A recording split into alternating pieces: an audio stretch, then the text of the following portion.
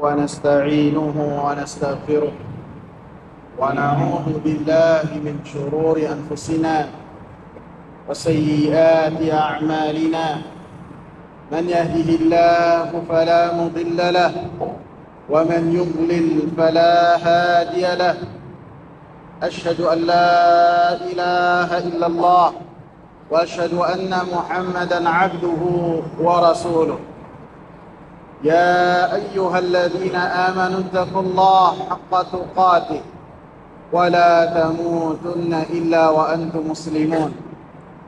يا أيها الناس اتقوا ربكم الذي خلقكم من نفس واحدة وخلق منها زوجها وبث منهما رجالا كثيرا ونساء واتقوا الله الذي تساءلون به والأرحام إن الله كان عليكم رقيبا. يا أيها الذين آمنوا اتقوا الله وقولوا قولا سديدا يصلح لكم أعمالكم ويغفر لكم ذنوبكم ومن يطع الله ورسوله فقد فاز فوزا عظيما. Amma ba'd. Hadirin sidang Jumat yang saya muliakan, dalam Al-Quranul Karim, lebih tepatnya dalam surat yang Rasulullah SAW namakan surat tersebut dengan Ummul Quran, induknya Al-Quran, intisarinya Al-Quran. Di dalamnya terdapat satu doa, yang doa tersebut senantiasa kita panjatkan dalam salat-salat kita pastinya. Dan kita pun sangat berhajat supaya Allah Subhanahu wa ta'ala memenuhi apa yang kita panjatkan dalam doa tersebut, yakni yang senantiasa kita bacakan, ihdinas siratal mustaqim. Ya Allah, tunjukkanlah kepada kami jalan yang lurus. Hadirin sidang Jumat yang saya muliakan, banyak pelajaran yang tersimpan dari ihdinas siratal mustaqim. Yang pertama, hati-hati kita berada di tangan Allah Subhanahu wa ta'ala. Allah Subhanahu wa ta'ala membolak-balikkan hati kita sesuai dengan kehendak Allah Subhanahu wa ta'ala. Dan Allah Subhanahu wa ta'ala tidaklah menzalimi hamba-hambanya. Siapa yang berusaha untuk mendapatkan kebenaran, lagi jalan yang hak, maka Allah Subhanahu wa ta'ala berikan kepadanya jalan yang hak. Dan siapa yang berusaha menjauh dari jalan Allah Subhanahu wa ta'ala, setelah Allah Subhanahu wa ta'ala jelaskan kepada umat manusia mana jalan yang diridhai oleh Allah, mana jalan yang dimurkai oleh Allah Subhanahu wa ta'ala, kemudian sebagian dari manusia lebih memilih untuk kepada jalan yang dimurkai oleh Allah Subhanahu wa ta'ala, maka Allah Subhanahu wa ta'ala benamkan mereka di dalam jalan yang dimurkai oleh Allah Subhanahu wa ta'ala. Rasulullah sallallahu alaihi wasallam senantiasa berdoa kepada Allah Subhanahu wa ta'ala, ya muqallibal qulub, tsabbit qalbi ala dinik. Wahai zat yang membolak-balikkan hati, tetapkanlah hatiku di jalan Engkau yang lurus. Tetapkanlah hatiku untuk senantiasa berada di atas ketaatan-Mu. Apabila kita belum mengetahui tentang jalan Allah Subhanahu wa ta'ala yang lurus, maka ya Allah, tunjukkanlah kami supaya kami ini berada di atas jalan-Mu yang lurus. Dan apabila kami sudah ada di jalan yang lurus, dan kami pun meminta dalam salat-salat kami, ihdinas siratal mustaqim, maka artinya, ya Allah, matikanlah kami di atas jalan yang Engkau ridhai, dalam keadaan yang Engkau ridha kepadanya. Hadirin sidang Jumat yang saya muliakan, patut kita pahami bahwasanya ketika seseorang mengetahui kebenaran dan mengamalkan kebenaran, kemudian senantiasa berada di jalan kebenaran yang Allah Subhanahu wa taala ridha, maka pastinya itu adalah karunia dari Allah Subhanahu wa taala, bukan kepintaran yang telah ia dengannya mendapatkan hal tersebut, bukan dengan kecerdasan yang dengannya ia meraih hal tersebut. Berapa banyak orang-orang yang lebih cerdas daripada kita, lebih jenius daripada kita, akan tetapi mereka dalam mentauhidkan Allah Subhanahu wa taala adalah nol besar. Mereka menghinakan diri-diri mereka kepada batu yang tidak memberikan manfaat. Mereka menghinakan diri-diri mereka dalam rangka beribadah kepada sesuatu yang hal tersebut tidaklah memberikan manfaat dan mudarat. Bahkan kepada hewan pun mereka beribadah. Maka hal tersebut tidaklah seseorang meraihnya dengan kecerdasan, dengan kepintaran, akan tetapi murni itu adalah hidayah dari Allah Subhanahu wa taala. Rasulullah sallallahu alaihi wasallam senantiasa mengingatkan, "Man yahdillahu fala mudhillalah." Siapa yang Allah Subhanahu wa taala kehendaki untuk dia berada di jalan Allah Subhanahu wa taala yang lurus. Siapa yang Allah Subhanahu wa taala kehendaki untuk dia senantiasa berada di as-siratal mustaqim yang berujung kepada surganya Allah Subhanahu wa taala, maka Allah Subhanahu wa taala tetapkan dia berada di atasnya. Tidak ada yang mampu memalingkan orang tersebut dari jalan Allah Subhanahu wa taala. Sebaliknya, wa may yuridillahu ay yudhillahu, siapa yang Allah Subhanahu wa taala kehendaki untuk orang tersebut jauh dari jalan Allah Subhanahu wa taala yang lurus, maka orang tersebut tidak akan mampu menginjakkan kakinya di jalan Allah Subhanahu wa taala yang lurus.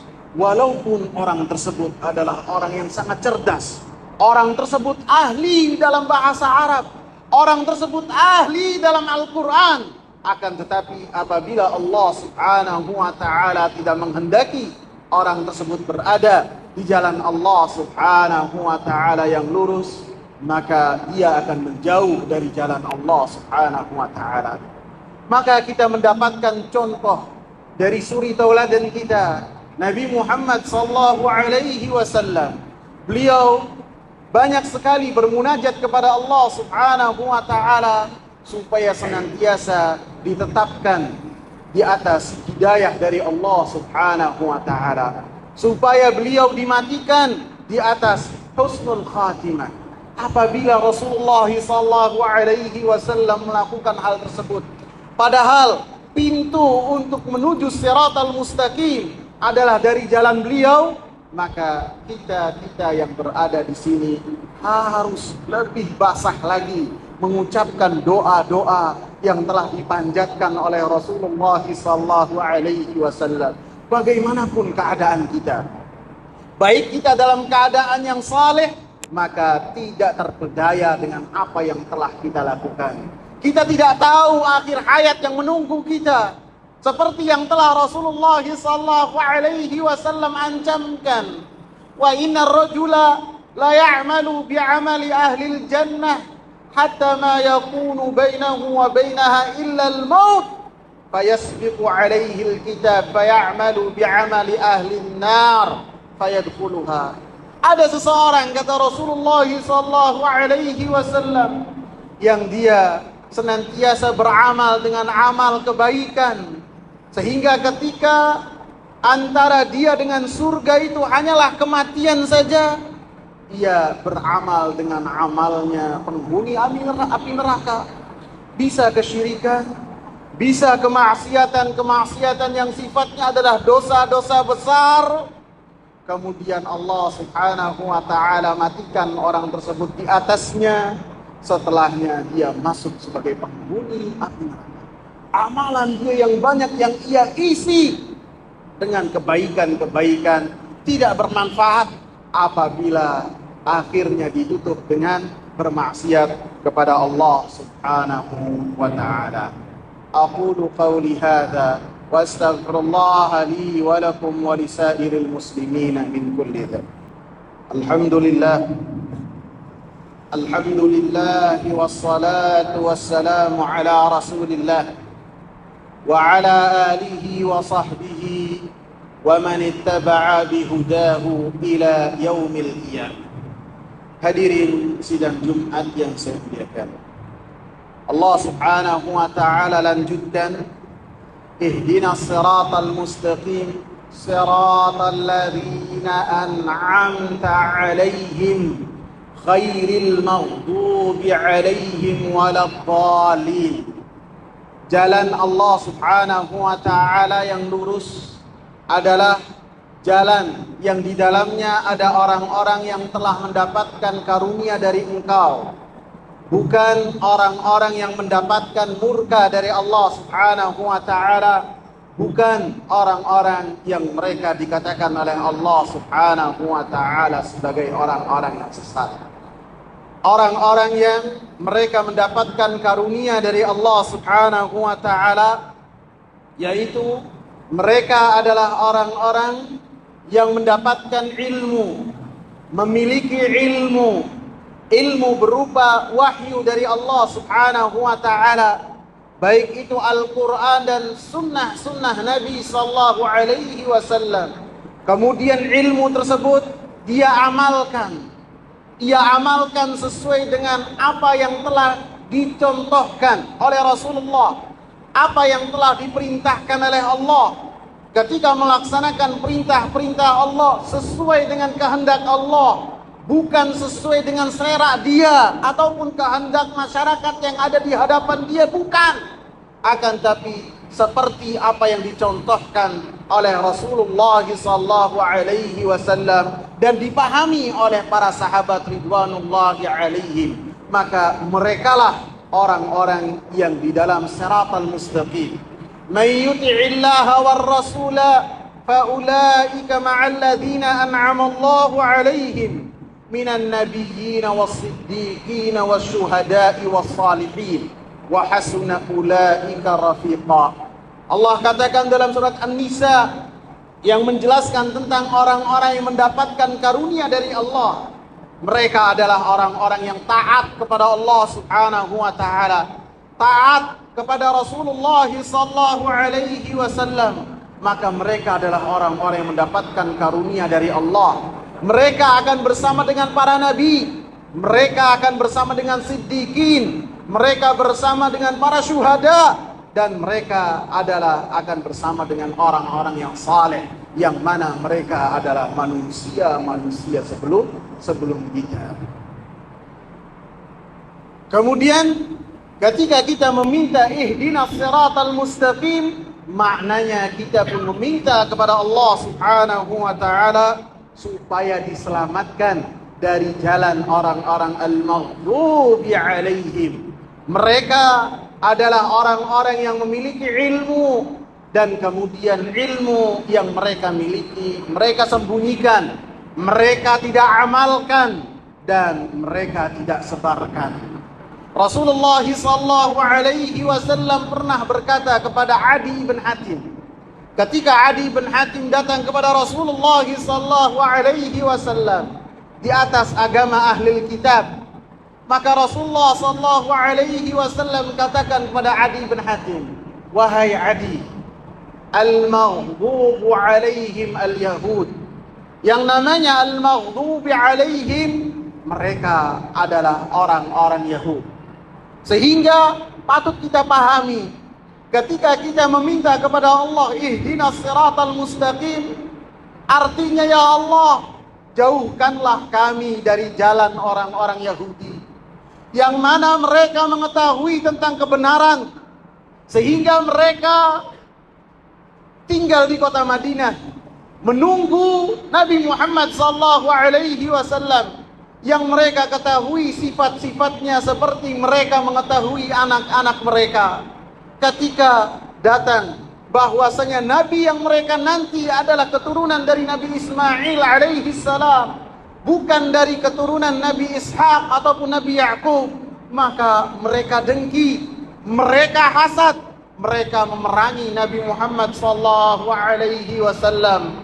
Bahkan mereka pun berhasil untuk meracuni Nabi Muhammad sallallahu alaihi wasallam. Sehingga para ulama mengatakan bahwasanya Nabi sallallahu alaihi wasallam di akhir hayatnya masih merasakan getirnya dan sakitnya dari racun orang-orang Yahudi yang beliau kena ataupun beliau rasakan dalam peperangan Khaybar.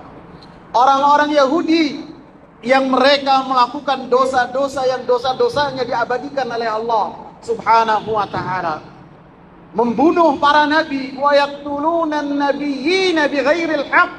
Mereka adalah manusia-manusia yang membunuh para nabi. Bukan hanya satu dua nabi, akan tetapi nabi-nabi yang sangat banyak. Ketika nabi tersebut datang kepada mereka tidak sesuai dengan hawa nafsu mereka, tidak sesuai dengan selera mereka, maka mereka membunuh para nabi-nabi tersebut dengan jalan yang tidak benar. Maka mereka adalah manusia-manusia pengecut. Ketika diperintah oleh Allah untuk berjihad, mereka membangkang kepada Nabi Musa, seraya mengatakan, wahai Musa, berperanglah engkau dengan Allahmu, dengan Rabbmu.